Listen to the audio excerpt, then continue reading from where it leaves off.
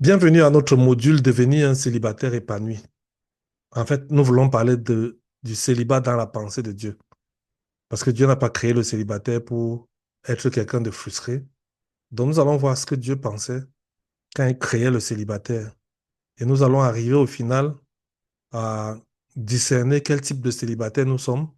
Mais avant ça, nous allons essayer de voir ce que ça veut dire être un célibataire épanoui.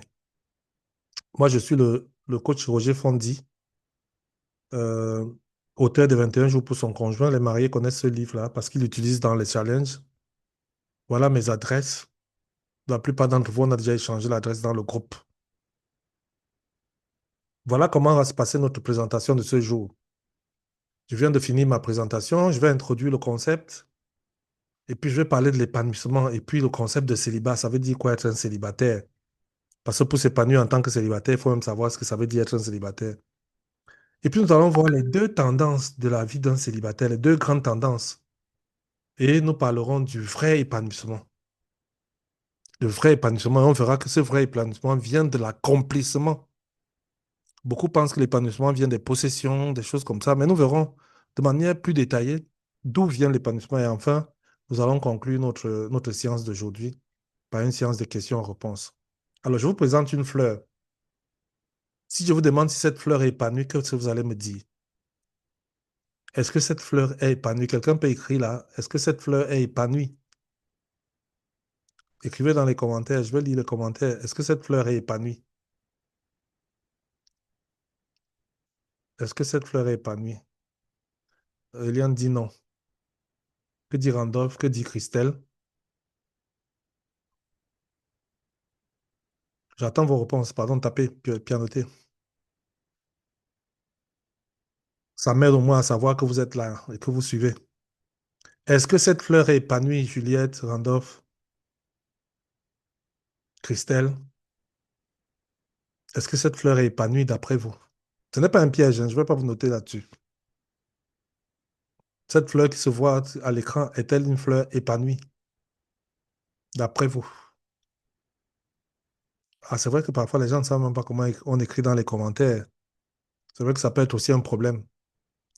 Alors, je vous montre une deuxième. Vous allez répondre une fois.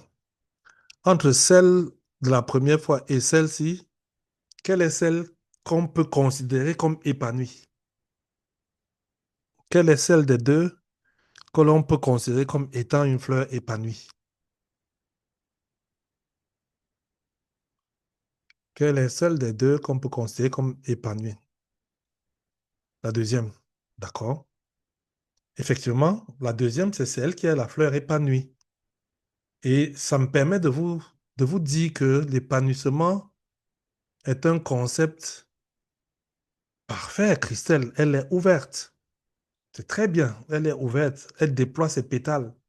Elle est ouverte. L'épanouissement est un concept qui vient de la botanique. Ce que vous appelez, ce qu'on appelle, ou c'est SVT aujourd'hui. Selon le dictionnaire, le verbe s'épanouir peut se conjuguer sous la forme pronominale. On dit s'épanouir, déployer ses pétales.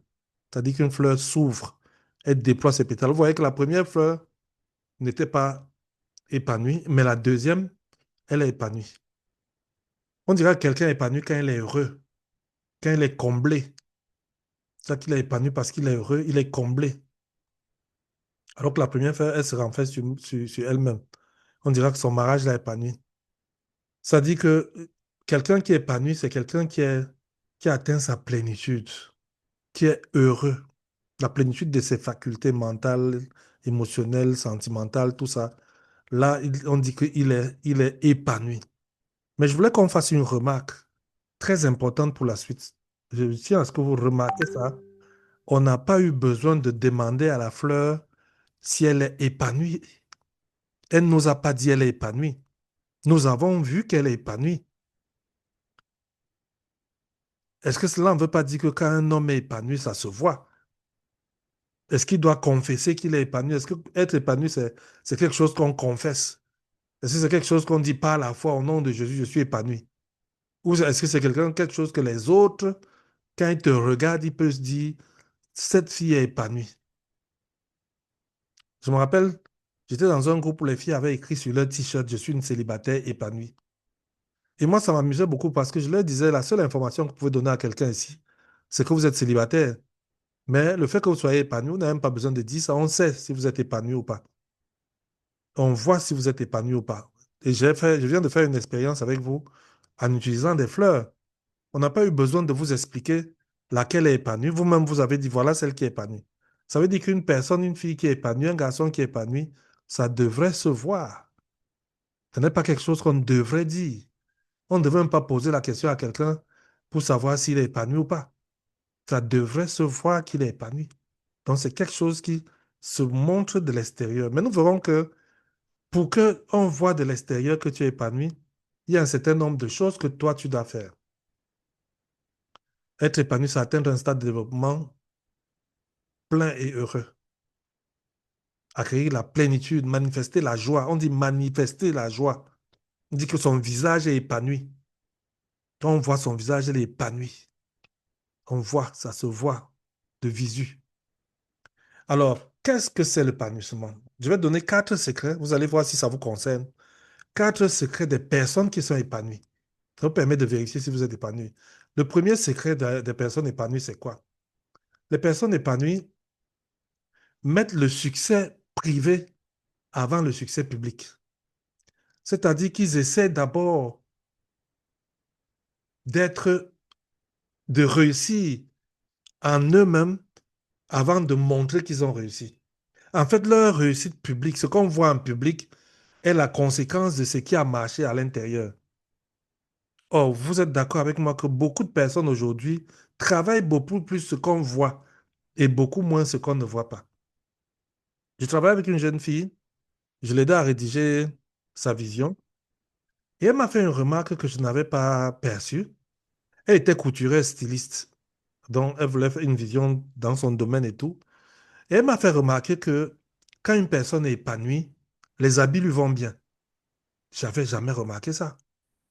Elle m'a dit, tonton, quand une femme est épanouie, qu'elle soit grosse, mince, brune, noire, petite, grande, quand tu lui couds un habit, ça marche. C'est beau sur elle. Parce qu'elle a en elle quelque chose qui fait que ça donne. Alors que celle qui n'est pas épanouie, tu galères pour lui coudre un habit qui lui va bien. Ça, c'est ce qu'elle me disait. Moi, je ne suis pas couturier, donc je ne peux pas euh, discuter, confirmer ou pas, mais c'est les paroles d'une spécialiste qui me dit, quand je couds l'habit d'une femme épanouie, ça lui va bien.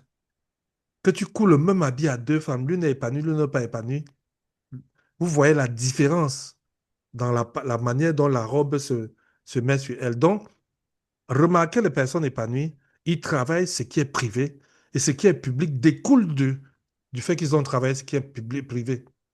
C'est-à-dire qu'il n'a pas besoin de faire d'efforts. C'est parce que c'est plein à l'intérieur de succès que ça se voit à l'extérieur. Donc, ils travaillent d'abord sur eux-mêmes.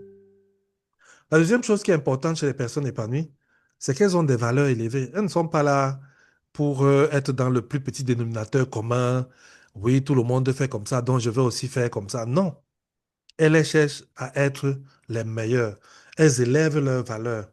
Elles ne limitent pas leurs valeurs à ce que tout le monde fait. Elles ont des valeurs élevées et elles ne jouent pas avec leurs valeurs. Elles ont une vision, c'est-à-dire que elles savent là où il va. Il sait là où il va, elle sait là où elle va. Qu'est-ce que ça? Ça aide la vision. La vision va t'aider à évaluer si tu avances ou si tu recules. Celui qui n'a pas de vision, quand il sort le matin, il regarde à gauche, à droite et il saisit les opportunités. Les gens qui n'ont pas de vision sont très orientés sur les opportunités. Alors que celui qui a la vision fabrique les opportunités. Il ne saisit pas les opportunités, mais il les crée. Il crée les opportunités. Celui qui n'a pas de vision, il dépend des opportunités. Si ça marche plutôt à Bafoussam, tu le trouves à Bafoussam. Si ça marche plutôt à Douala, tu le trouves à Douala. Je vous raconte une histoire. Une fille fait des grandes études en Europe dans une spécialité très rare. Et elle se marie. Et elle et son mari ont la vision qu'ils doivent s'installer dans une ville du Cameroun. Je ne vais pas donner le nom. Sauf que dans cette ville, il n'y a pas moyen qu'elle puisse travailler là-bas. Mais eux, ils ont une vision de ce qu'ils veulent faire de leur vie. Et ils décident d'aller y vivre. Et donc, pendant 2, 3, 4 ans, 5 ans, elle ne travaillait pas. Elle était à la maison. Elle assistait son mari sur ce qu'il fait. Et puis, comme eux, ils savaient où ils vont, Un jour, une entreprise américaine s'est installée là-bas dans le domaine de la femme.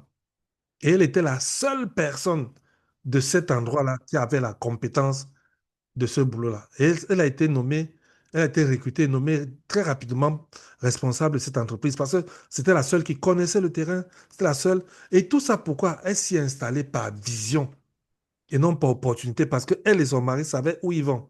La vision va aussi te permettre de déblayer le chemin. Ça va te permettre de ne pas tout embrasser parce que tu sais là où tu vas. Une fille qui a une bonne vision de sa vie peut refuser un mariage parce qu'il n'entre pas dans son projet de vie là où elle va. Un garçon qui a une bonne vision peut refuser un emploi en disant ça ne correspond pas à ce que je conçois de ma vie. Donc les personnes épanouies sont des personnes qui ont une vision. On a observé ça. Et la quatrième chose, c'est que leur vie a un sens. Leur vie a un sens. Tu vois que ça va quelque part. Tu vois qu'ils sont en train de cheminer quelque part. Mais pourquoi ils cheminent quelque part? Parce qu'ils ont une vision. Comme ils ont une vision de là où ils vont, ils cheminent doucement quelque part. Ils font qu'avancer, avancer, avancer. Pendant que ceux qui ne sont pas la vision, ils avancent, ils reculent, ils vont à gauche, ils vont à droite, parce qu'ils ne savent pas là où ils vont. Ça, c'est quatre secrets des personnes qui sont épanouies. C'est-à-dire que quand on prend un ensemble de personnes épanouies, on observe que ces quatre choses se retrouvent chez elles. Elles travaillent le privé plus que le public. Le public découle de ce qu'elles font en privé. C'est-à-dire qu'elles essayent d'être des meilleures personnes pour elles-mêmes d'abord, avant de faire semblant ou chercher la validation sociale. Elles se valident d'abord elles-mêmes avant de chercher à être validées au niveau de la société. Ça, c'est ce que nous avons vu des personnes épanouies. Les personnes qui ne s'épanouissent pas en quoi? Elles ne réfléchissent pas véritablement. Les personnes qui ne sont pas épanouies ne tirent pas les leçons de la vie. C'est-à-dire qu'elles peuvent tomber dans le même piège 10 fois. Je vois souvent une fille, elle a 3 enfants. Avec 3 pères différents. Qu'est-ce qui s'est passé? Vraiment, tonton, je ne peux pas te dire. Mais je suis tombé 3 fois. Le premier m'a promis le mariage. On a fait un enfant. Le deuxième m'a dit non, pas de mariage pour l'instant. On ne fait pas d'enfant non plus. Mais j'ai conçu. Tu tombes dans les mêmes pièges, les mêmes pièges, les mêmes pièges. Les personnes qui n'ont pas épanoui gèrent beaucoup de circonstances et ça le fatigue. Il y a trop de circonstances dans sa vie. Là, on a dit tout à l'heure, la personne épanouie ne gère pas beaucoup de circonstances. Elle crée même les circonstances. Elle génère les opportunités. Et les personnes qui ne sont pas épanouies sont là à se plaindre parce qu'elles pensent que c'est aux autres de les épanouir. Oh, si je ne suis pas épanoui, c'est à cause de tel. J'ai mon frère qui est haut placé, il ne nous aide pas. J'ai une amie qui fait ceci, mais elle ne m'aide pas, elle m'escroque plutôt. Ils attendent que c'est les autres qui les épanouissent. Et pendant ce temps, elles vont être très émotives. C'est ce qu'on appelle émotives. Elles dépendent de leurs émotions. C'est leur cœur qui les dirige. Leur cœur les dirige. Elles sont réactives. C'est-à-dire que s'il pleut, elle ne peut pas sortir parce qu'il pleut. Comme il pleut, elle ne peut pas sortir. Elles réagissent aux événements. Au lieu de, au lieu comment on va dire ça en français simple, au lieu d'assujettir les événements, au lieu de créer leurs propres événements, elles dépendent des événements qui sont autour d'elles. Je t'assure, si tu dépends des événements qui sont autour de toi, les événements là vont diriger ta vie. Parce que il y a toujours quelque chose qui va arriver, qui va diriger ta vie. Elles n'ont pas de but clair. On a dit tout à l'heure que les gens euh, qui étaient épanouis avaient une vision claire. N'ont pas de but clair. Quand tu n'as pas de but clair, tu peux aller à gauche, tu peux aller à droite sans savoir. Et ils ont des principes qui ne sont même pas vérifiés. Un bon chrétien, un bon célibataire que j'ai formé doit mettre en place des principes de vie. Mais ce sont des principes qui doivent être vérifiés. C'est pas parce que c'est un principe que c'est forcément vérifié. Tu peux mettre en place un principe et après tu te rends compte que ça marche même pas, que tu t'es trompé. Donc, la personne épanouie, elle va vérifier ses principes. Elle va vérifier, on va voir ça tout à l'heure, je vais mieux détailler ça. La nature des personnes euh, qui ne sont pas épanouies, c'est que l'échec arrive une fois, elle ne gère pas l'échec. Celui qui est épanoui, Clotilde, la personne épanouie considère l'échec comme l'opportunité d'apprendre quelque chose. C'est-à-dire que pendant que pour toi, tu dis que j'ai échoué, lui, il prend l'échec là comme une victoire en disant, comme j'ai échoué là, je ne vais plus jamais échouer là, j'apprends. Je note ça, j'intègre ça. dans mon panorama des choses qui m'ont fait échouer. Je cherche pourquoi je suis tombé, à partir d'où ça a commencé et tout ça. Et cet échec ne peut plus arriver dans sa vie parce qu'il a échoué une fois. Or, les gens qui ne sont pas épanouis ne gèrent pas l'échec. L'échec arrive, il continue, il pleure un peu, il essuie ses larmes, sa vie continue. Et leur nature les a programmés pour être frustrés en permanence. Leur nature les a parfaitement, ils sont parfaitement programmés pour être frustrés. C'est-à-dire que quand tu les vois, ils sont toujours frustrés. Tu vois même comment eux-mêmes ils posent des actes de frustration. Tu as même l'impression qu'eux-mêmes ils cherchent ce qui les frustre. Ils entrent dans des relations, ils te demandent même, tu vas faire quoi dans la relation là? Tout le monde voit que c'est une relation qui n'a aucun sens. Mais toi, tu entres. Non, je vais le changer. Avec moi, il va changer. Avec moi, hein, même si ça a dépassé tout le monde, avec moi. Tout le monde te dit qu'on connaît ça. Parce que tu es programmé pour échouer. Comme tu es programmé pour échouer, tu aimes les endroits où on échoue. Tu entres là-bas des deux pieds. Là où on échoue, tu entres des deux pieds. Et tu crois que tu es trop forte. Tu es trop fort. Maintenant, parlons des autres. Les personnes qui s'épanouissent ont une vision claire de leur vie. Donc, à partir d'aujourd'hui, si tu veux être une personne épanouie, commence à réfléchir sur ta vie. Je vais épouser telle fille. Pourquoi? Pourquoi faire? Pourquoi tu veux l'épouser? Tu te poses la question.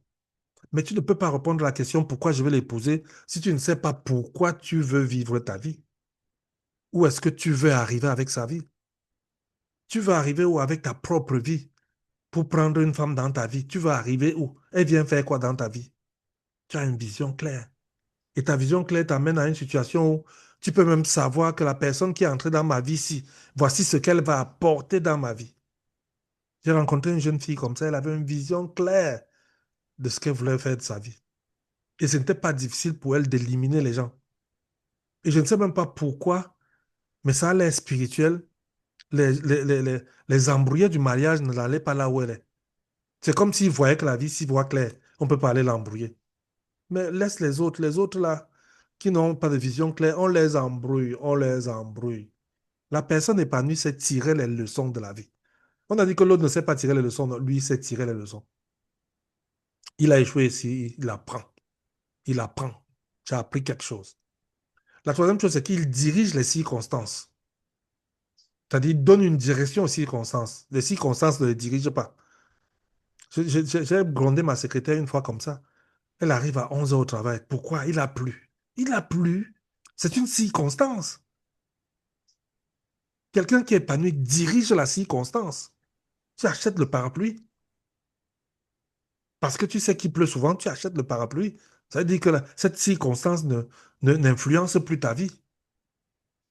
Et puis, l'autre chose qui est très intéressante, c'est que les gens épanouis réfléchissent à l'épanouissement. Les gens qui ne sont pas épanouis s'attendent à ce que l'épanouissement leur tombe dessus. Les gens épanouis réfléchissent, qu'est-ce que je peux faire pour être épanoui? Les gens qui ne sont pas épanouis, ils s'attendent à ce que l'épanouissement vienne tomber du ciel. Ils s'attendent à ce que ça D'accord. vienne seul. Ils s'attendent D'accord. à ce que ça vienne seul. Christelle, ton téléphone, on va couper le son. Ils s'attendent à ce que ça vienne seul. Qu'est-ce qu'ils ont de particulier? Ils disciplinent leurs émotions. Ton cœur peut battre pour un gars qui est un bandit. Il faut qu'on te dise ça. Donc, il faut apprendre à discipliner tes émotions, à dire ça ne correspond pas à mes principes. Tu dis au cœur que là, tu es en train de t'opposer à mon intelligence. Parce que les émotions, ton cœur peut battre pour n'importe qui. Mais tu as besoin d'apprendre à discipliner tes émotions parce que comme c'est pas toi qui, ce n'est pas le responsable de tes émotions, mais tu dois pouvoir discipliner. Dis à tes émotions, tu fais comme j'ai dit, pas différemment, mais comme j'ai dit. Et discipliner ses émotions, c'est pas quelque chose qui fait, on va dire comment, c'est pas quelque chose qui fait un plaisir énorme. Ça me fait du bien, j'ai dirigé mon émotion. Non, c'est souvent douloureux parce que tu as le cœur qui bat. Tu as le cœur qui bat pour un gars et tu as tous les éléments objectifs qui te montrent que le gars, si, va te tourmenter, que la relation, s'il n'ira nulle part. Tu as les éléments objectifs. Tu es obligé de discipliner ton cœur, de dire à ton cœur, tu peux faire ce que tu veux, mais rien ne se passera ici. Rien. Ces personnes sont aussi proactives. Vous savez ce que ça veut dire proactive? Proactive, c'est qu'elles sont orientées vers les résultats. Je vous donne une illustration pour que vous voyez comment on peut dire ça. Tu as une voiture. Tu as un ami qui doit prendre un vol à 20 heures. L'enregistrement commence à 18 heures. Vous êtes en Guayaquil, pour ceux qui sont au Cameroun, vous êtes en Guayaquil à 18 heures, à 17h30. Vous devez foncer à l'aéroport. Vous prenez la route et en cours de route, vous tombez sur votre pasteur qui a une panne au bord de la route. Vous faites comment? Les gens qui sont réactifs vont garer, gérer le problème du pasteur et être en retard à l'aéroport. Les gens qui sont proactifs vont faire signe au pasteur que je reviens et ils vont foncer d'abord résoudre le problème avant de revenir. J'ai un ami colonel qui est aujourd'hui général. Un jour, il doit voyager pour on appelle le pays là quoi? Il doit voyager pour Israël. Il sort avec son chauffeur et il tombe sur les embouteillages à Olezoa. Il dit à son chauffeur, c'est si tu vas me retrouver à l'aéroport. Il prend la moto. Je parle d'un colonel, je ne parle pas d'un pied plat. Il monte sur la moto avec les grades là, avec sa valise qui tient. La moto accélère. À un moment, il se rend compte que le gars de la moto, si il va me mettre en retard. Il dit au gars, viens t'asseoir derrière. Le gars s'assoit derrière, le colonel est sur la moto. Le colonel lance jusqu'à l'aéroport et il lui remet la moto à l'aéroport. C'est ça qu'on appelle un proactif. Il ne dépend pas il ne réagit pas, il est pro. Il sait là où il va arriver. Il doit arriver à l'aéroport, il utilise tous les moyens. C'est ça qu'on appelle un proactif. Quelqu'un d'épanoui est forcément proactif. Il ne reste pas là pour pleurer, oh, ça n'a pas marché, je vais faire comment. Il trouve le comment. Il a une direction claire de là où il part. C'est parce qu'il a une direction claire que quand il échoue, il peut changer de direction de manière très simple. Mais il a une direction claire. Une direction claire. C'est-à-dire que quand il vient dans un programme comme celui-ci, il imagine ce qu'il veut recevoir de ce programme. Des gens comme ça, quand on fait le nivellement des attentes, comme la réunion de samedi, ils vont poser les vraies questions parce qu'il sait ce qu'il veut. Il n'est pas là pour écouter tous les enseignements que tout le monde donne. Il vient là, il écoute le coach Fondi, il rentre, il note, il dit, bon, il a parlé, parlé, mais ce que je voulais entendre là, je n'ai pas encore entendu, ça n'a pas encore traité le cas qui me concerne parce que moi, je sais là où je vais. Je ne suis pas venu pour écouter le blablabla sur les gens épanouis, je sais là où je vais. C'est ça, parce qu'il a une direction claire et il a des principes élevés. Tout à l'heure, on a dit que l'autre n'a pas de principes. Lui, il a des principes qui sont non seulement élevés, mais vérifiés. Il vérifie ses principes. Est-ce que le principe s'il donne? Si ça ne donne pas, il le barre. Il le met de côté. Ce n'est pas un suiveur. Je vais vous dire comment leur épanouissement leur vient. Leur épanouissement ne leur vient pas de ce qui les entoure. Leur épanouissement ne vient pas de ce qu'ils possèdent. Mais leur épanouissement vient de leur être, de ce qu'ils sont. Parce qu'il y en a qui ne sont épanouis que s'ils ont l'argent.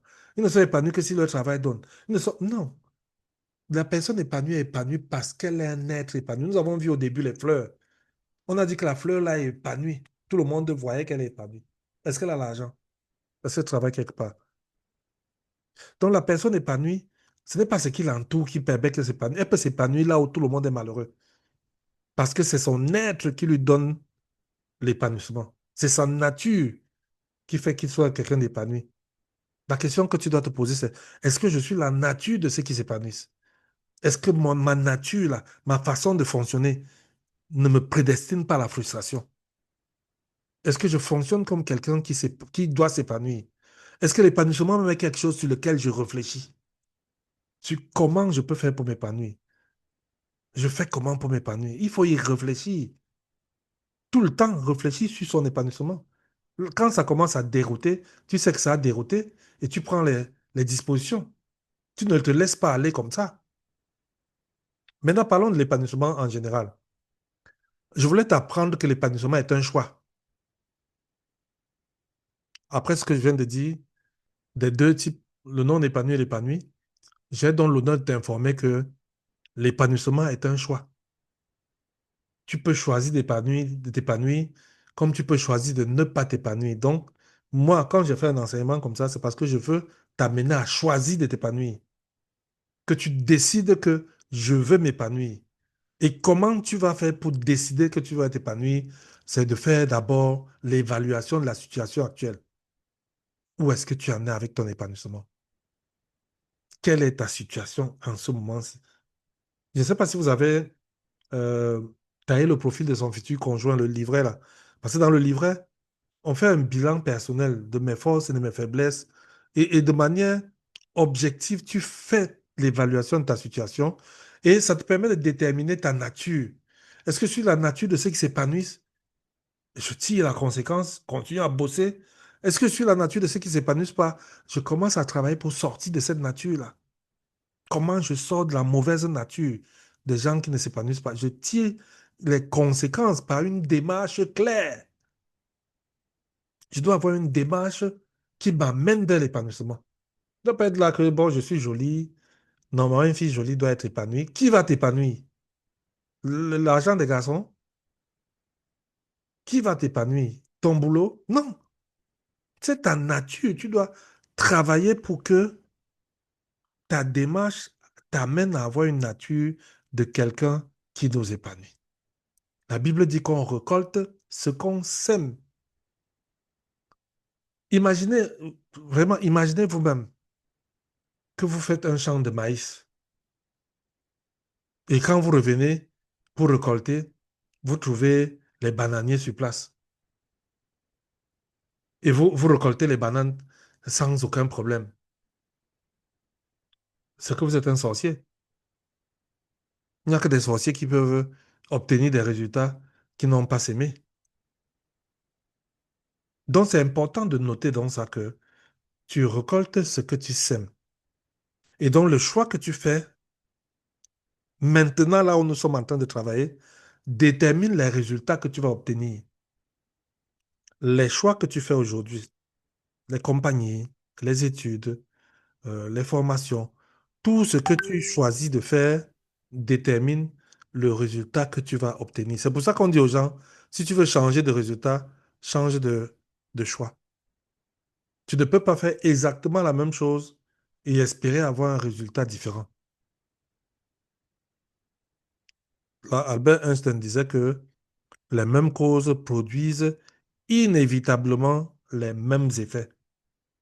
C'est-à-dire que si tu veux avoir des résultats différents, si tu veux avoir des états différents, change quelque chose sur ce que tu fais actuellement. Remets en cause une des choses que tu fais. Et j'aimerais qu'avant la fin de nos 30 jours-là, qu'il y ait des choses que tu as remis en cause par les enseignements que tu as réussi ici. Il y a un des participants qui m'a écrit une box. Il m'a cité pour l'enseignement de lundi, là, de mardi. Il m'a cité trois choses qu'il a bien comprises et les décisions qu'il a engagées, trois mythes là, qu'il a compris rapidement.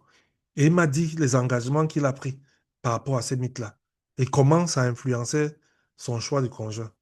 Donc, c'est important de comprendre que le choix que nous faisons va déterminer le résultat que nous allons obtenir.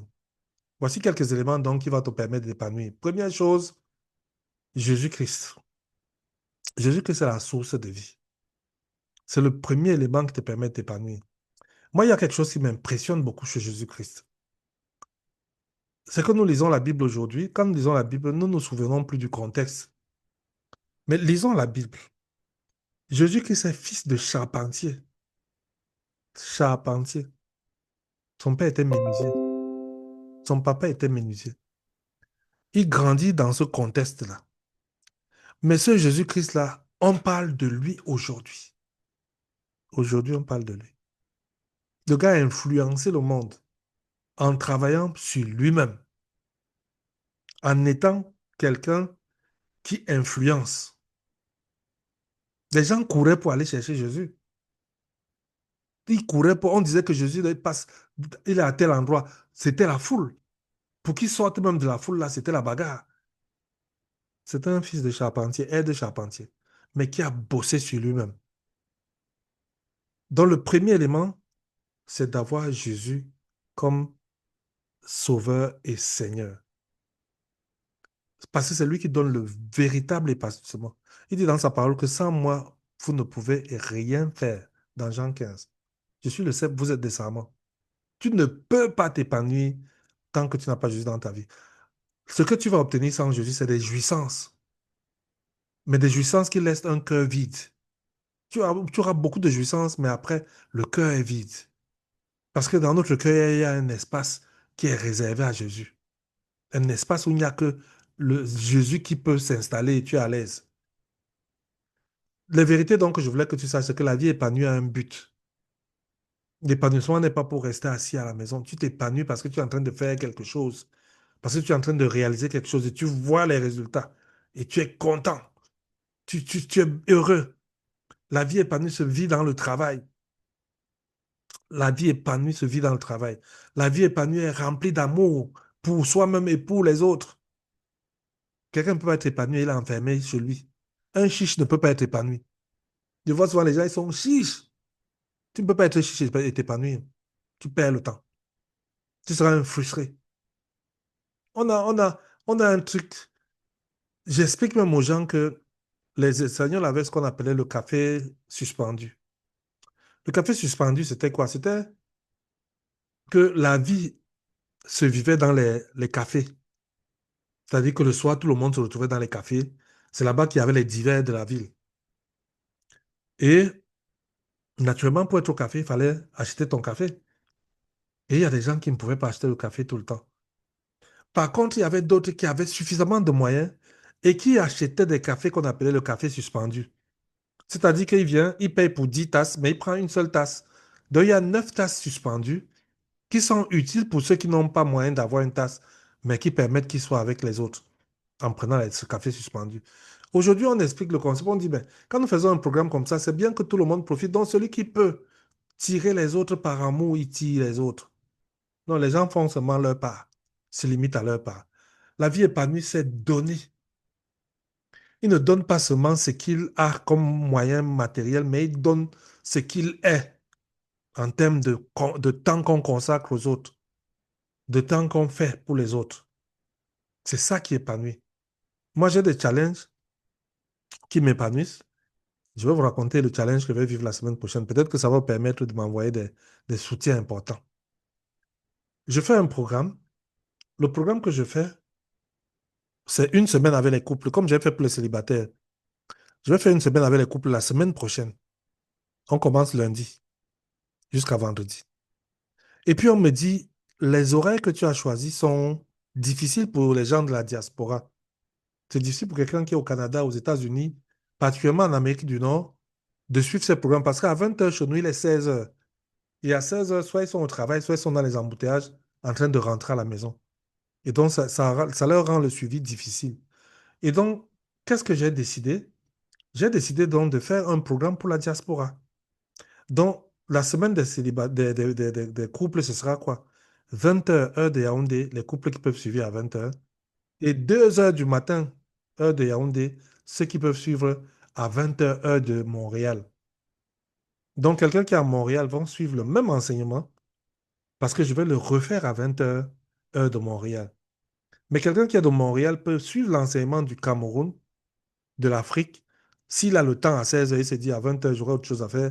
Donc, ça fait donc un challenge de près de 8 heures de temps que je vais passer en ligne. Parce que je fais à 20 heures.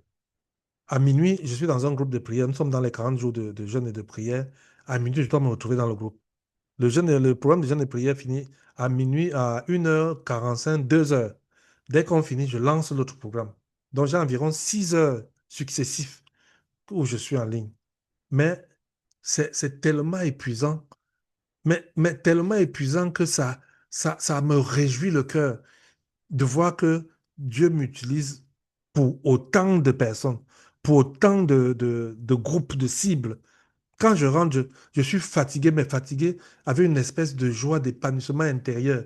Je dis, Seigneur, vraiment, je suis un outil entre tes mains. Donne-moi la force, renouvelle mes forces. Donc la vie épanouie, c'est aussi se donner, se donner. Parce que vous imaginez, ça va me faire 5 jours où chaque nuit, je suis en ligne pendant 6 heures. Pendant 6 heures, je suis en ligne et je suis en train de parler, de travailler avec des gens. Donc, voici les éléments qui garantissent l'épanouissement. Un but, un travail, l'amour et le don. Être capable de donner. C'est important que vous notiez ça. Maintenant, continuons notre partage d'aujourd'hui. Si tu veux t'épanouir, il faut que tu saches ce que ça veut dire être un célibataire. Ou alors ce que le célibat n'est pas. Il y a des gens qui vont devenir, il y a des gens parmi vous qui vont se marier. Et une fois mariés, ils vont se rendre compte qu'ils n'ont jamais été célibataires. C'est-à-dire que c'est étant mariés qu'ils vont se rendre compte qu'en fait, je n'ai jamais été célibataire. Je n'ai jamais expérimenté le célibat. Pourquoi? Parce que le célibat, pour eux, c'était un problème à résoudre. Ils ne se sont pas épanouis pendant le célibat parce qu'ils considèrent qu'être célibataire, c'est un problème. Et ils cherchent donc la solution. Ils harcèlent Dieu sur le mariage. Seigneur, je veux me marier. Seigneur, je veux me marier. Ouais. Donc le célibat est quelque chose de mauvais. Ce n'est pas un problème à résoudre, pardon. Détachez ça de votre cœur. Le célibat n'est pas un problème à résoudre. Vous devez vivre votre célibat. Vous devez être capable de raconter votre célibat à vos enfants. Le célibat, ce n'est pas un problème qu'on peut résoudre. Le célibat, c'est une étape de votre vie qui doit être vécue avec passion. C'est vrai que quand on parle de s'épanouir comme célibat, beaucoup de personnes pensent que le célibat, c'est, c'est, c'est, c'est une affaire de l'épanouissement de célibataire, c'est une affaire de sexe. Comme si pour s'épanouir, il n'y a que le sexe. Il n'y a que le sexe. Il n'y a que le sexe. Il n'y a pas que le sexe. Il n'y a pas que le sexe. Le célibat épanoui n'a même pas besoin de sexe. Le sexe est un péché pour le célibataire. Le célibataire n'a pas besoin de sexe pour s'épanouir. L'épanouissement sexuel, c'est dans le couple. Si tu commences à t'épanouir sexuellement dans le célibat, tu poses un problème. C'est un problème pour toi. La deuxième chose, c'est que le célibat n'est pas une salle d'attente. Il y a les gens qui sont dans le célibat au ralenti. Ils ont ralenti leur vie. Je vais commencer à m'épanouir quand je vais me marier. J'étais enseigné dans une église comme ça. Un jeune s'est levé et m'a dit, tonton, si quelqu'un s'épanouit dans le célibat, il va encore se marier. J'ai dit, ça pose quel problème? Parce que pour lui, c'est que si tu es épanoui dans le célibat, tu vas seulement rester là-bas. Non. Il y a un moment où le célibat va devenir pesant. Quand tu auras fait tout ce que tu as fait dans le célibat, n'est-ce pas? Il faut passer à autre chose. Le Seigneur est au courant, je vais vous expliquer ça tout à l'heure. Troisième chose, le célibataire chrétien n'est pas seul. Un célibataire chrétien n'est pas seul. Le célibataire chrétien est avec Jésus, le Saint-Esprit et Dieu le Père. Jésus dit dans sa parole, voici, je suis avec vous tous les jours jusqu'à la fin du monde. Et tu dis que tu es seul comment? Jésus est là, tu n'es pas seul. Il est là. Au contraire, la solitude de ta relation avec Dieu rend cette intimité tellement forte parce qu'il n'y a pas quelqu'un d'autre dans l'intimité que tu partages avec Dieu. C'est une intimité que tu ne pourras avoir que étant célibataire. Tu ne pourras avoir cette intimité que dans le célibat. La Bible dit d'ailleurs que le célibataire s'occupe de l'œuvre de Dieu, alors que le marié cherche à plaire à sa femme. L'engagement qu'un célibataire peut avoir pour servir Dieu, un marié ne peut pas avoir le même niveau d'engagement. Parce que le marié est déjà tiraillé par son mariage. Le célibataire vit avec la plus grande source de bonheur. Le célibataire, le célibat pour lui est un temps d'attente, pas de souffrance ou d'attente, mais un temps où il se perfectionne dans une intimité solitaire avec Dieu. C'est là où il se perfectionne. Il se perfectionne. Il se perfectionne. C'est dans un temps de cheminement spirituel avec Dieu, dans la liberté totale. Un célibataire peut aller à toutes les nuits de prière, hein. Il n'a pas de compte à rendre à quelqu'un. Un marié va à 2 nuits de prière, son mari ou sa femme va commencer à dire que oh, Dieu veut seulement nous séparer. C'est quoi? Donc, voici quelques vérités que je voulais que tu aies sur le célibat. Mais la plus grande que je veux que tu retiennes pour t'épanouir, c'est que le célibat n'est pas un problème à résoudre. C'est pas un démon.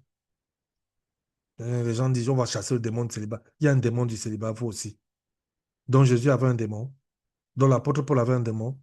Tous ces gens qui ont vécu célibataire et qui ont influencé le monde, qui ont marqué le monde, étaient des gens qui avaient des démons.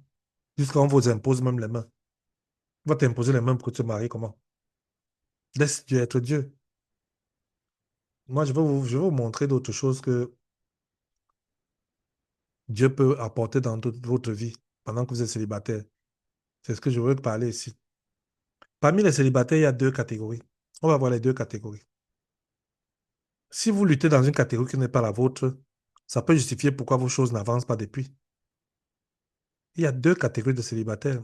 Et il faut que tu identifies rapidement dans quelle catégorie tu te situes et tu seras plus efficace.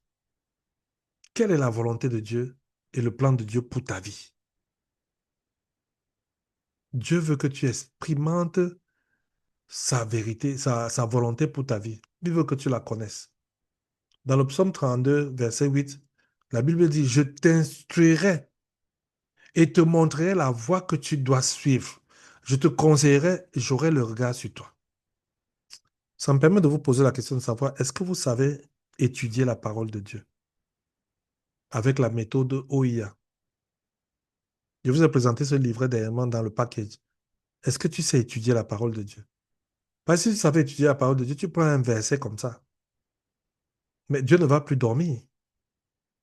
Tu vas lui rappeler que tu m'as dit que tu vas m'instruire. Tu m'as dit que tu vas me montrer la voie que je dois suivre. Tu m'as dit que tu vas me conseiller. Tu m'as dit que tu auras le regard sur moi. Et tu vas te sentir équipé d'un pouvoir surnaturel venant de Dieu à cause de sa parole qui t'a dit. À cause de sa parole qui t'a dit. Mais il y a beaucoup de gens qui sont comme ça. À cause du fait qu'ils ne connaissent pas ce que Dieu dit sur leur vie, ils sont plutôt malheureux. Ils ne connaissent pas leur véritable identité. Dieu est en train de te dire que je veux que tu saches je veux que tu fasses. Il dit, je vais t'instruire, je vais te montrer, je vais te montrer. Il n'a pas dit que tu vas me bousculer pour que je te montre, je vais te montrer. Je vais même te conseiller. Et la totale, c'est qu'il dit qu'il aura le regard sur toi. Oh là là, quelle sollicitude. Donc, Dieu désire que nous connaissions sa volonté pour notre vie. Et toi, tu dois savoir à la fin de ces 30 jours, quelle est la volonté de Dieu pour ma vie et où est-ce qu'il veut que je parte. La deuxième chose, c'est que la volonté de Dieu est pour notre plus grand bien. Dans le livre de Romains, il dit, ne vous conformez pas au siècle présent. Le siècle présent est très bruyant, trop de bruit. Il dit qu'il faut renouveler ton intelligence afin que tu discernes quelle est la volonté de Dieu. Et qu'est-ce que la volonté de Dieu? Elle est parfaite. Elle est parfaite. La volonté de Dieu est parfaite.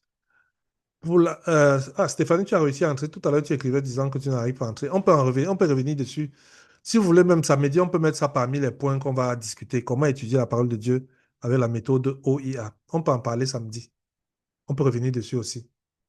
Comment étudier la parole avec la méthode OIA. Donc la volonté de Dieu est pour notre plus grand bien.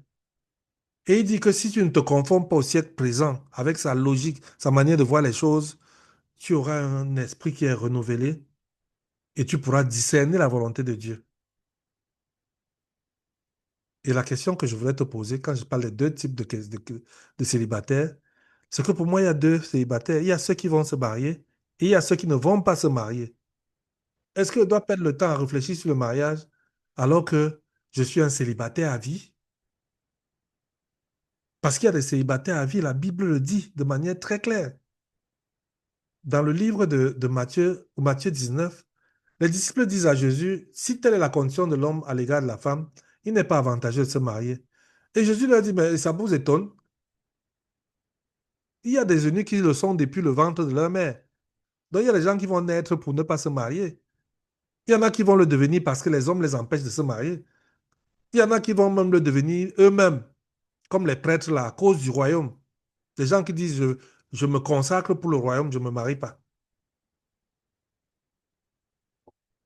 Ça, c'est ce que Jésus leur dit. Donc il y a des célibataires qui vont l'être jusqu'à la fin de leur vie. Et s'ils essaient de combattre cela, leurs tentatives vont être vouées à des échecs permanents. Leurs tentatives vont être vouées à des échecs permanents. L'apôtre Paul dit que celui qui n'est pas marié s'inquiète des choses du Seigneur, des moyens de plaire à Dieu. Et celui qui est marié. Donc, merci Stéphanie pour ta remarque. Il y a le célibataire à vie. Parlons un peu du célibataire à vie. Le célibataire à vie, lui, il a quoi? Lui, il est focalisé sur le projet de Dieu pour sa vie. Lui, il focalise dessus, il ne perd pas le temps à réfléchir sur comment on choisit un futur conjoint, comment on gère les enfants, comme il ne gère pas ça. Des problèmes du futur mariage, là, ça ne passe même pas dans sa tête.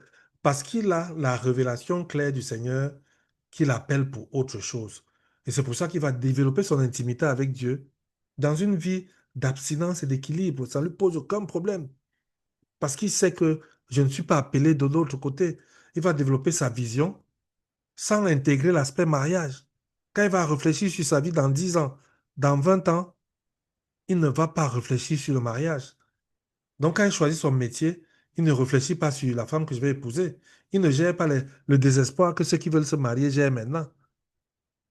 L'attente du mariage n'existe pas chez lui.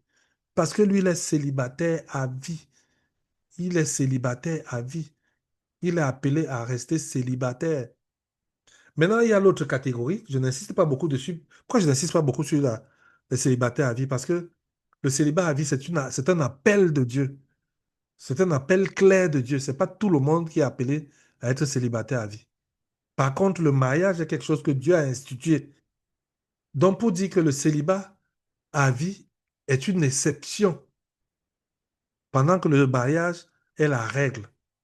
La volonté de Dieu, la volonté objective de Dieu, c'est que tout le monde se marie. Mais il va arriver que, pour certains, Dieu les appelle en disant, toi, laisse l'affaire du mariage là. Moi, j'ai du travail avec toi ailleurs. J'ai besoin de faire autre chose avec toi. Et c'est pour ça que je n'ai pas beaucoup traîné là, parce que ceux qui reçoivent ce genre d'appel ont besoin d'un bon discernement. C'est-à-dire que quand tu discernes que tu es appelé à faire autre chose, je pense qu'il faut qu'on s'asseye encore, on vérifie si tu as bien discerné. Parce que tu peux discerner comme ça et tu te trompes. Par contre, pour le mariage, c'est naturel. Celui qui doit se marier doit se marier. Alors, parlons du mariage. Il y a quelque chose que je veux que vous remarquiez. Je vais lire tout. Mais dans les explications tout à l'heure, vous allez comprendre pourquoi j'ai lu tout. Dans Genèse 2, du verset 15 au verset 24, l'Éternel prit l'homme et le plaça dans le jardin d'Éden pour le cultiver et le garder. Première chose que tu dois constater ici, l'Éternel prend l'homme qu'il a créé et le place dans un jardin d'Éden et lui donne une responsabilité, cultiver et garder. Dieu ne parle pas de mariage ici, hein. La première chose que Dieu demande à l'homme, c'est de cultiver son jardin et le garder. Et il le met dans un jardin. C'est-à-dire que Dieu le met dans un environnement précis. Parfois, je demande là aux gens que Dieu t'a déjà placé dans le jardin où on trouve le mariage. Dieu t'a déjà déplacé pour te mettre dans le jardin. Tu veux déjà te marier. Tu es pressé. L'Éternel Dieu dit, non, l'Éternel Dieu donna cet ordre à l'homme. Tu pourras manger de tous les arbres du jardin, mais tu ne mangeras pas l'arbre de la connaissance du bien et du mal, car le jour où tu en mangeras, tu mourras. Remarquez que Ève n'existe pas au moment où Dieu donne les instructions à Adam. Ève n'existe pas. Dieu donne donc, remarquez ceci. Première chose, Dieu place l'homme, donc c'est lui qui crée l'endroit où l'homme doit être et il place l'homme là-bas. Deuxième chose, Dieu lui donne des instructions. La femme n'existe pas encore, on ne parle pas encore de mariage, mais Dieu lui a déjà donné des instructions. Troisième chose, Dieu dit qu'il n'est pas bon que l'homme soit seul. Et je veux que vous reteniez que Genèse 2, 18 dit que l'Éternel Dieu dit. Ça ne dit pas que l'Éternel Dieu constata, observa, remarqua. Dieu dit, il dit, donc il décrète, il n'est pas bon que l'homme soit seul. La Bible ne dit pas que Dieu s'est rendu compte que l'homme était seul, il souffrait. Non, c'est Dieu qui décide que il n'est pas bon que l'homme soit seul et qu'il va lui faire une aide qui lui est semblable. Et c'est à ce moment-là que l'Éternel va former. Qu'est-ce que l'Éternel fait après? L'Éternel forma de la terre tous les animaux des champs et tous les oiseaux du ciel. Il les fit venir vers l'homme pour voir comment il les appellerait. Est-ce que ton niveau aujourd'hui est le genre où Dieu peut t'amener des choses pour voir ce que tu dirais sans t'instruire? Adam avait atteint un niveau de consécration où il n'avait pas besoin que Dieu lui dise ce qu'il va faire. Dieu savait que Adam sait ce qu'il a à faire.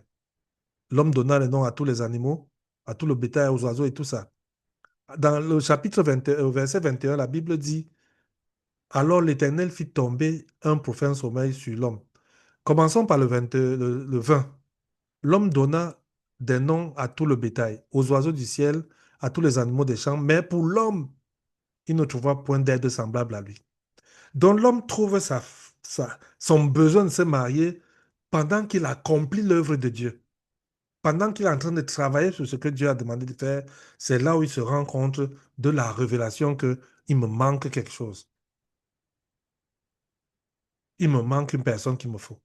Et c'est Dieu encore qui va lui faire tomber dans un profond sommeil et il va lui amener une femme à qui Adam va dire, voici cette fois celle qui est os de mes os, chair de ma chair. Mais qu'est-ce que ça veut dire concrètement? Ça veut dire concrètement que tu as besoin de discerner le temps de Dieu. Est-ce que tu es dans le temps du travail? Est-ce que tu es dans le temps avant qu'on te mette dans le jardin d'Éden? Dans quel temps de Dieu tu te trouves maintenant? Pour ceux qui ont fait les 5 jours de célibat, j'avais fait un quiz où on demandait dans quelle saison du célibat tu te trouves. Parce que dans ton célibat, il y a des saisons. Dans quel temps tu te trouves? Je peux redonner le lien pour faire le test de saison de célibat. Dans quel temps du célibat tu te trouves? Première chose. Deuxième chose, c'est Dieu qui dit il n'est pas bon que l'homme soit seul. Genèse 2, 18. Est-ce que Dieu a déjà dit ça de toi? Est-ce que quand tu réfléchis, tu penses que Dieu a dit qu'il n'est pas bon que toi tu sois seul? Il y a parmi vous les gens pour qui il est bon qu'il reste encore seul, qu'il expérimente le célibat. Ce n'est pas tout le monde qui doit se marier tout de suite, tout de suite. Il y a des gens qui ont encore besoin d'un cheminement dans le célibat pour être équipés suffisamment pour arriver dans le mariage bien équipé. Parce que le mariage aussi, on n'y va pas pour recevoir, on va pour donner. Toi, tu vas entrer bras ballants dans le mariage, tu donnes quoi si tu entres bras ballants dans le mariage? Donc, pose-toi la question, est-ce que Dieu a déjà sonné ma part de trompette? Est-ce que Dieu a déjà dit pour ma part qu'il n'est pas bon que tel soit seul? Troisième chose que je constate dans ce petit passage, c'est que c'est Dieu qui choisit le conjoint. C'est Dieu qui choisit le conjoint. Et c'est même Dieu qui choisit le bon moment. La Bible dit que Dieu a mené Ève vers Adam. Il n'a pas dit qu'Adam allait chercher Ève. Il a mené Ève vers Adam. Et Adam a reconnu Ève en disant, voici cette fois, celle qui est os de mes os, chair de ma chair. Quand toi tu entends voici cette fois, ça veut dire qu'il a réfléchi à ça avant. Et cette fois, c'est le bon. Donc, c'est pas comme si il errait là et puis on lui a amené une femme. Il a dit, hey, merci papa. Non. Il dit, voici cette fois. Donc, il y a réfléchi, il y a pensé. Mais c'est Dieu qui a choisi. C'est pour ça que je dis aux gens, mets en place des critères de choix. Mais tu ne peux pas mettre des critères de choix seul. Les critères de choix, c'est discerner ce que Dieu veut. Donc, en fait, ce que tu écris dans tes critères de choix, c'est le choix de Dieu. Dans tes critères de choix, c'est le choix de Dieu que tu es en train d'écrire. C'est pour ça que tu traites le critère de choix dans la prière. Tu demandes à Dieu de te montrer le genre qu'il veut que tu épouses. Parce qu'il ne va pas descendre comme pour Adam, tenir la main d'une fille amenée vers toi, mais il va créer des circonstances, créer des occasions. Mais il faut que tu te souviennes de qu'est-ce qu'il lui dit que tu dois épouser pour te rendre compte que c'est la bonne occasion, que c'est la bonne circonstance. Sinon, tu vas toujours te tromper de personne. Te tromper de personne. Avant le mariage, le célibat, t'es épanoui, s'occupe des projets que Dieu lui confie pour sa vie. Nommer la création, cultiver le jardin d'Éden. Toutes ces choses, on peut les ramener sur ta vie d'aujourd'hui, ta vie de consécration. Qu'est-ce que tu fais pour le Seigneur? Si tu es médecin, est-ce qu'en tant que médecin, on peut glorifier Dieu en voyant ta manière de soigner les gens? Si tu es agent d'accueil, est-ce que quelqu'un peut glorifier Dieu en voyant la manière que tu accueilles les gens? Si tu es comptable, est-ce qu'on peut glorifier Dieu en te voyant passer les écritures comptables? Est-ce que tu es le genre où les gens viennent te demander que comment tu fais pour être aussi bonne? Comment tu fais pour être aussi efficace? Et ça te donne l'occasion de leur dire, tout ceci me vient de Dieu. Comment tu fais pour être aussi patient? Comment tu fais étant célibataire pour être celle qui aide ceux qui sont mariés? Comment tu fais pour ne pas être jaloux de ta petite sœur qui, elle, s'est mariée? Tu dis, j'ai un cœur. Et ce cœur-là, c'est Dieu qui le gère. Tu te dis, comment ça Dieu gère? Et tu peux maintenant l'amener vers le Seigneur. On appelle ça prêcher l'évangile en lui expliquant comment ça se passe. Pourquoi tu es épanoui? Parce que nous parlons d'épanouissement. Donc, évite les fausses occupations. Évite les fausses préoccupations. Qui est-ce que je vais épouser? Ça va arriver quand? Laisse à Dieu le temps de décider. Pour Adam, c'est Dieu qui a dit, il n'est pas bon que l'homme soit seul. Adam n'était pas dans ce dossier-là, il était occupé. Mais c'est Dieu qui dit, OK, le gars s'y est très occupé, mais son temps de mariage est arrivé. Laisse Dieu décider de ton temps de mariage. Laisse-lui s'en occuper. Et comment tu le laisses s'en occuper? En t'occupant de ces choses à lui. Pendant que tu t'occupes de ces choses, lui s'occupe des tiennes. Dis, Seigneur, comment je peux être un bon témoignage? Je ne suis pas en train de dire que tu laisses ton bureau et que tu deviennes évangéliste. C'est pas ce que j'ai dit. Mais j'ai dit que tu es évangéliste même étant au bureau. Ta manière d'être, de vivre, ta manière tes relations doivent être un témoignage qui amène les gens au Seigneur. Parce que trop de préoccupations éloignent de Dieu. Trop de préoccupations éloignent de Dieu.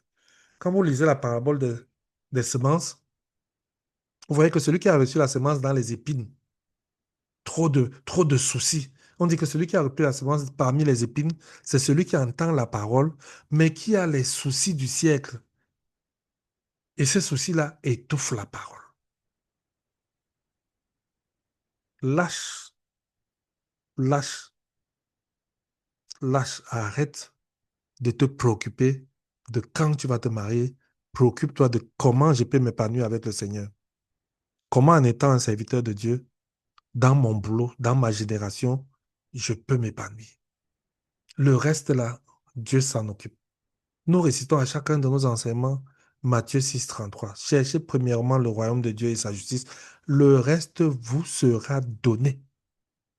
On n'a pas dit qu'on va vous montrer le reste. On dit on va vous donner.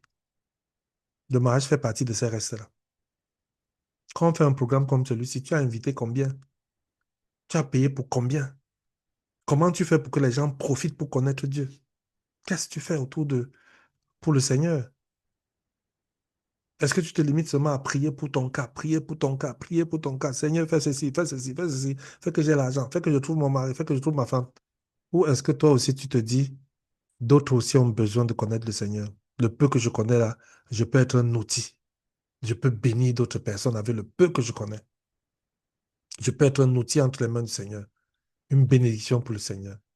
Ne sois pas celui qui a reçu dans les épines. Celui qui a reçu parmi les épines, la Bible dit que les soucis de ce siècle, je vais dormir où? Je vais épouser qui? Ah, si je me marie, est-ce que je serai heureuse? Est-ce qu'il m'aime même? Parce que même parmi ceux qui sont déjà fiancés, à qui on a déjà demandé la main, j'ai des filles qui viennent me dire, ah, tonton Roger, c'est vrai que le frère tel m'a demandé la main, mais comment je peux savoir s'il m'aime? Je lui demande que ça te sert à quoi, non? Si Dieu t'envoie quelqu'un, tu commences à te poser la question si la personne t'aime. Tu ne fais pas confiance à Dieu. Est-ce que tu fais confiance à Dieu ou pas? Moi, je fais confiance à Dieu dans le sens où il va gérer la situation. Je vous raconte une histoire. Le président chinois est arrivé au Cameroun il y a peut-être 25 ans, hein. Vous étiez encore très jeune, peut-être certains n'étaient pas encore nés. Et quand il arrive au Cameroun, il est reçu par le président Biya. Et Biya lui offre un tableau. Biya lui offre un tableau. C'était un tableau fait en écorce du Sud, là. Les gens du Sud ont une manière de fabriquer les tableaux avec des écorces. Il lui offre le tableau qu'on a fabriqué avec les écorces. Et le président chinois, lui, il offre un petit téléviseur, comme ce que vous avez dans vos chambres maintenant, au président Biya. Et le président Biya reçoit ce téléviseur et dit qu'il va le mettre dans sa chambre à coucher. Dans sa chambre à coucher. Je voulais vous demander une question par rapport à ça. Vous pensez qu'un président de la République du Cameroun ne peut pas s'acheter un téléviseur pour mettre dans sa chambre à coucher? Bien sûr que oui, il peut s'acheter un téléviseur. Mais pourquoi il va mettre ce téléviseur dans la chambre à coucher? À cause de celui qui lui a donné le téléviseur. À cause du donateur. Et donc le donateur est celui qui euh, donne la valeur à ce qu'il a donné. Le fait que Le frère, que tu aies discerné que le frère, si c'est Dieu qui l'envoie, il est la réponse à ma prière, ça te suffit parce que Dieu est fidèle. Donc tu ne regardes plus ses défauts à lui, mais tu regardes à Dieu. C'est à Dieu que tu regardes, c'est lui le donateur. Si tu as des doutes, c'est à lui qu'il faut poser des questions, au lieu de te remplir l'esprit avec les fausses préoccupations et les fausses occupations. Car Dieu s'en occupe. La Bible dit qu'il étend son regard pour soutenir tout ce dont le cœur est tout entier à lui. C'est Dieu, hein. Dieu s'en occupe. Il dit que quoi que vous mangiez, quoi que vous buviez, ne vous inquiétez pas. Et ce qu'il dit de plus grave même, c'est que c'est les païens qui s'occupent de ça. C'est les païens qui gèrent, qui s'inquiètent sur ce qu'ils vont boire ou manger. Et nous avons beaucoup de témoignages dans ce sens-là, de ce que Dieu peut faire dans la vie des gens. Donc, on va arrêter là en disant que l'épanouissement vient de ce qu'on est et non de ce qu'on a. Tu peux avoir beaucoup de possessions et ne pas être épanoui. Je participe à une émission dans une chaîne de télévision à Douala et je suis dans un groupe de femmes. Elles essaient de montrer que une femme mariée ne peut s'épanouir que si elle a son argent. Une femme mariée ne peut s'épanouir que si elle a son petit business qui lui donne de l'argent. Alors, je leur dis, vous réfléchissez comme des femmes pauvres et des femmes qui n'ont pas d'argent. C'est pour ça que vous avez l'impression que si vous avez l'argent, vous serez épanoui. Je leur dis, moi, je connais beaucoup de femmes qui n'ont pas seulement l'argent, qui ont construit, qui ont des voitures, qui ont des entreprises, mais qui sont malheureuses, qui ne sont pas épanouies. Donc, quand tu vas donner dans la voiture l'argent à toutes les femmes dont tu parles là, qui dit qu'elle ne peut s'épanouir que si c'est son propre argent, elle va arriver au niveau des autres. Ce qu'elles ont besoin, c'est d'être différentes, d'être de la nature de celles qui s'épanouissent. Celles qui s'épanouissent s'épanouissent qu'il y ait de l'argent ou qu'il n'y ait pas de l'argent. Parce que c'est son être, sa nature qui l'amène à s'épanouir. C'est pas ce qu'il a. Je me rappelle une histoire aussi. Un homme riche vivait au nord là-bas et sa femme était enceinte. Et il paraît que les femmes enceintes dérangent beaucoup. Et un jour, elle dit à son mari que la sauce que le pauvre qui vit à côté a préparée, c'est ça qu'elle elle veut manger. C'est ça qu'elle elle veut manger. Le mari dit, tu me mets dans l'embarras. Je vais aller commander maintenant la nourriture chez un sans-abri. Elle dit que c'est seulement ça que son ventre veut seulement la tuer. C'est seulement ça qu'elle doit manger. Quand ils arrivent chez le pauvre, ils trouvent des gens plutôt dans une vie modeste. Ils ont acheté un macaron à couper je sais pas, 8 tranches. Un macaron à couper en filet. Les enfants jouent. Tout le monde est heureux. Les gens courent là-bas. Le monsieur est rentré bouleversé. Bouleversé que tout ce que j'ai là, nous n'arrivons pas à être heureux chez nous. Avec toutes tes possessions. Regarde comment eux, ils n'ont rien. Mais il y a la joie là-bas. Il y a quelque chose que nous n'avons pas. Donc, c'est ce que tu es qui détermine ton épanouissement. Ce n'est pas ce que tu as. Ce que tu as procure des jouissances. J'ai dit ça au début, pour ceux qui viennent d'arriver. Ce que tu as procure des jouissances, mais c'est ce que tu es qui t'épanouit. C'est important que tu comprennes ça. Il faut bien comprendre ça comme conclusion de notre rencontre aujourd'hui. Ta nature, tes croyances et les moyens que tu utilises sont ceux qui vont te permettre d'être quelqu'un d'épanoui. Donc voilà ce que je voulais partager avec toi aujourd'hui. Pour ceux qui sont arrivés après, j'ai dit au début que la rencontre de samedi se fera à 20 heures. Mais entre, à partir de minuit, moi j'ai un programme qui fait que je ne peux pas être disponible. Mais si vous pensez que 20 heures c'est tard et que vous préférez qu'on fasse ça en début d'après-midi, c'est-à-dire vers 16 heures, 17 heures, je suis aussi preneur. Je vais donc mettre un sondage dans le groupe pour demander si vous maintenez 19 heures, 20 heures, ou si on peut changer l'heure et la majorité, on va décider de ce que la majorité va faire. Mais sinon, c'est 20 heures et on aura pour au moins 2 heures de temps. Pourquoi? Parce que nous allons repasser en revue ce que nous avons fait ces 2 premiers jours et prendre les questions des uns et des autres. Je crois que je vous ai dit au début, quand j'enseignais, que la personne épanouie sait ce qu'elle veut. Elle sait, sa vie a un sens, ça suit une direction. Et donc, j'aimerais que ceux qui, dont la vie suit une direction, ceux qui savent, ceux qui cherchent dans notre programme, que ce jour-là, samedi, ils apportent leurs vraies questions ce qui les préoccupe dans ce qu'on vient de voir. Parce qu'on a encore 4 semaines. Sur la première semaine qu'on vient de voir là, qui viennent avec ça.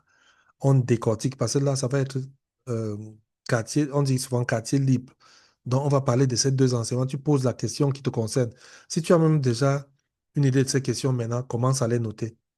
Par contre, j'avais dit que le fait que tu aies payé pour participer à ce programme te distingue des autres.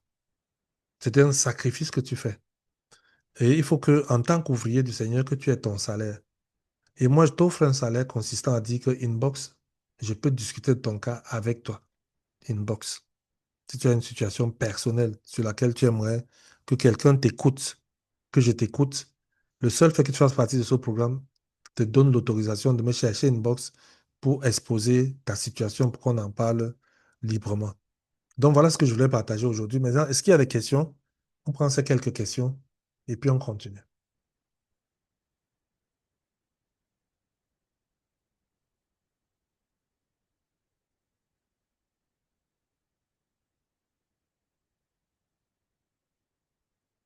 Alors pour poser la question, tu ouvres simplement ton micro, hein.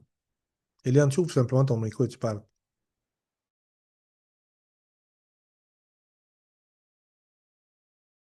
Alors, bonsoir, merci, coach Roger. Merci pour la séance d'aujourd'hui, très édifiant, comme la Merci. dernière fois. Et c'était plus juste un commentaire, mais je n'ai pas de questions pour un moment. Je vais me préparer pour le samedi, le workshop, l'atelier de samedi. C'était juste la remarque de service où on dit aux célibataires qu'il faut servir, trouver des activités pour les personnes qui font partie de communautés religieuses. Je vois des personnes insister qu'il faut à tout prix trouver un travail dans la communauté religieuse euh, à laquelle on fait partie. Et ce que j'ai beaucoup aimé, c'est le témoignage qu'on doit donner dans la profession ou l'activité qu'on exerce de façon quotidienne, que ce soit au travail, à l'école, dans le voisinage. Et je pense que c'est souvent quelque chose qui est oublié, quoi. Donc, oublié, on fait plus allusion au service dans l'Église, faire partie de la chorale, faire partie, je ne sais pas, de l'équipe de nettoyage, etc., etc. Mais on insiste moins dans le témoignage qu'on doit donner dans la société, dans notre famille, etc. Voilà, c'était juste ça, mon commentaire. D'accord, Merci. merci beaucoup.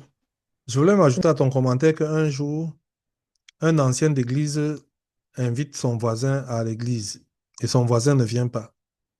Deux, trois fois, finalement, il se fâche contre son voisin en disant, pourquoi moi je t'invite chaque fois, tu ne viens pas dans mon église? Et son voisin lui dit, mais moi je vais venir apprendre quoi là-bas? Toi et moi, on est identiques. Tu fais les mêmes choses que je fais.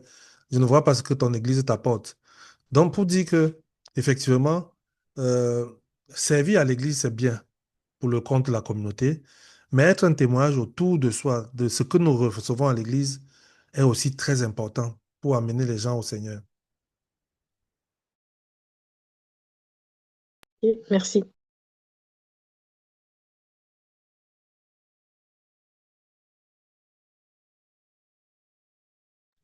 Ok, il est 21h22. S'il n'y a pas d'autres préoccupations, on se dit on se prépare donc pour samedi, notre séance de travail de samedi. Sur ce, vraiment, Liliane, tu voulais dire quelque chose encore? Ah, merci. Sur ce, vraiment que le Seigneur vous bénisse abondamment. Je souhaite vraiment que ce mois de décembre ait un impact sur l'année 2026. C'est-à-dire que vous entrez en 2026 étant des célibataires transformés totalement, différents, impactants autour de vous. Que Dieu vous bénisse. Bye bye.